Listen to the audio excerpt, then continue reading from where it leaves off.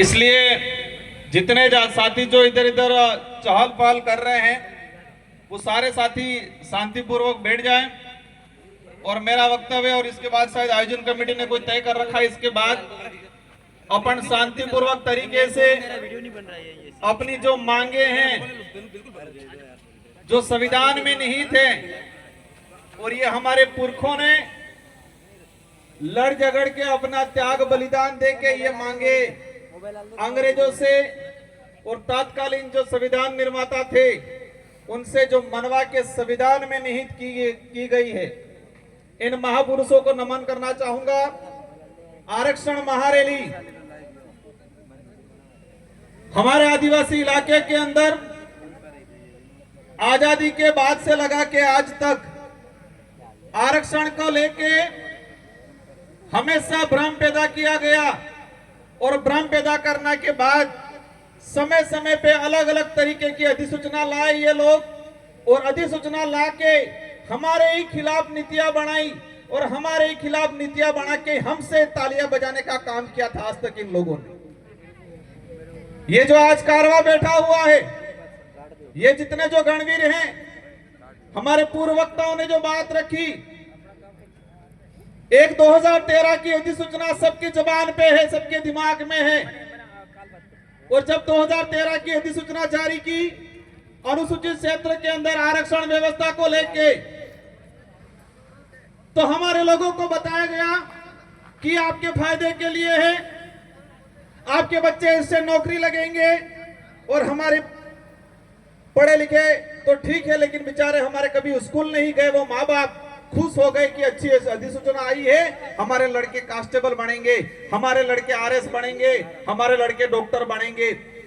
लेकिन 2013 की अधिसूचना ऐसी थी, 2013 से लगा के आज 2025 हो गया और इतने सालों के अंदर मैंने हर भर्ती का डाटा निकाल रखा है, लेकिन समय अभाव की बात करें तो मैं एक या दो भर्तियों का उदाहरण बता पाऊंगा।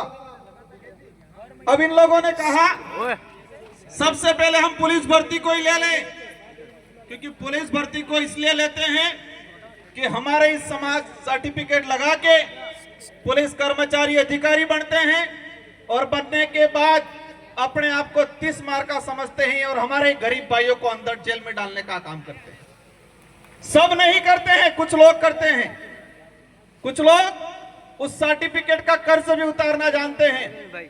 साथियों, पुलिस भर्ती की अगर बात करें पिछले 2013 से लगा के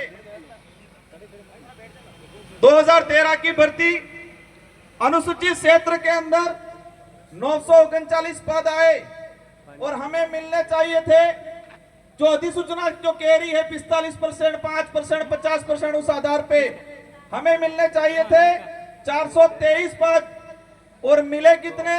414 पद। दूसरी ओर इस अधिसूचना में कहा गया कि 50% अनारक्षित, उसमें किसी भी वर्ग का पात्र अभ्यर्थी उसमें जा सकता है। लेकिन हुआ क्या? 2013 की भर्ती के अंदर 50% के हिसाब से जो अनारक्षित पद 470 पद आए अनुसूचित क्षेत्र में, अरे दादा, और 470 में से हमारे एसटी के बच्चे जा पाए 8 बच्चे। और वही जब उनकी पदोन्नति हुई, जो एसटी के और एससी के बच्चे ओपन कैटेगरी में गए थे, एसटी के गए थे 8 और एससी के गए थे 5, लेकिन इनका कांस्टेबल से हेड कांस्टेबल में पदोन्नति हुई। तो जब पदोन्नति हुई तो उनकी पदोन्नति उस सामान्य कोटे से ना होकर एसटी कोटे के अंदर ही की गई।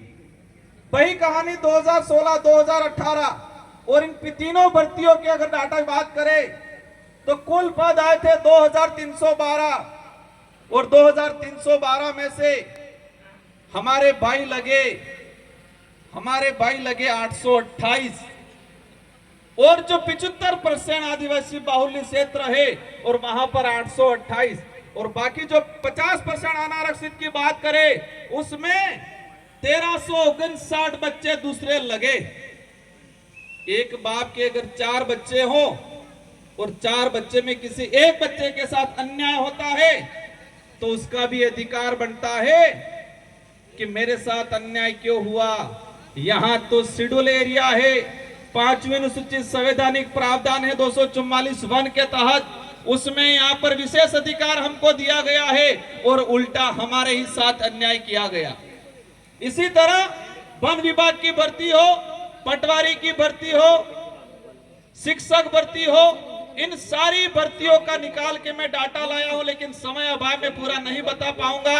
लेकिन यह बात जरूर बताऊंगा, वो 2013 की अधिसूचना के कारण हमारे आदिवासी भाइयों के लगभग 4 से 5 हजार नुकसान भर्तियां हुई।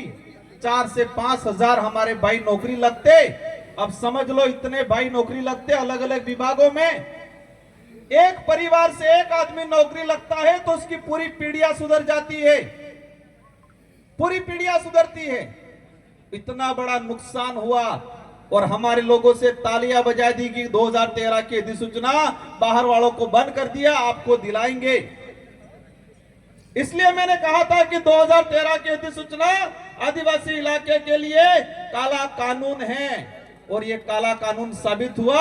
उसी वजह से हमारे 4 से 5 हजार परिवार आज भी जो कंपटीशन की एग्जाम की तैयारी कर रहे हैं, अभी आरक्षण की बात कर रहे हैं, करनी चाहिए, हम भी कहते हैं आप करो। लेकिन बात इस बात पे आती है कि जिन्होंने आरक्षण बेचने का काम किया, जिन्होंने 2013 की अधिसूचना लागू की, वही आज आरक्षण की बात करने आ रहे। आप सत्ता में चले गए, कहने लगे कि मैं विरोध में जाके काम नहीं कर सकता हूं तो मुझे जाना पड़ेगा। आप गए, कोई दिक्कत नहीं, आपको रैलियां और सभा करने की जरूरत नहीं है। अगर आपको दिलाना ही है वास्तविक, तो आप जाके सत्ता में हो, दिला दो। रैलियां करके हमारे बेरोजगार भाइयों को क्यों बेवकूफ बना रहे हो?